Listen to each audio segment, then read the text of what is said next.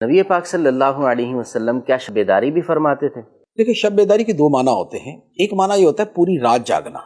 جو پوری رات جاگنا ہے یہ نبی پاک علیہ الصلوۃ والسلام کا ہمیشہ کا معمول نہیں تھا، یعنی آپ ہمیشہ اس طرح نہیں کرتے تھے۔ ہاں، جب قرآن مجید نازل ہوا اور اس وقت یہ آیت مبارکہ نازل ہوئی نا، یا ایھا المزمل قم اللیل، کہ اے چادر اوڑھنے والے رات کو قیام کرو، تو پھر نبی پاک علیہ الصلوۃ والسلام جو ہے وہ پوری رات ہی قیام فرماتے تھے۔ اس پر پاؤں مبارک سوج جاتے اور ایک مشقت تھی، تو اس پر پھر آیت مبارکہ ایک تو یہ نازل ہوئی، طٰہٰ ما انزلنا علیک القرآن لتشقیٰ،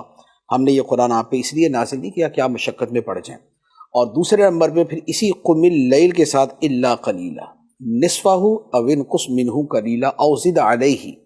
تو پھر یہ آیت مبارکہ کا حصہ نازل ہوا کہ آدھی رات یا آدھی رات سے کچھ کم یا آدھی رات سے کچھ زیادہ، تو پھر نبی پاک علیہ الصلوۃ والسلام کا جو معمول تھا وہ یہ والا بن گیا۔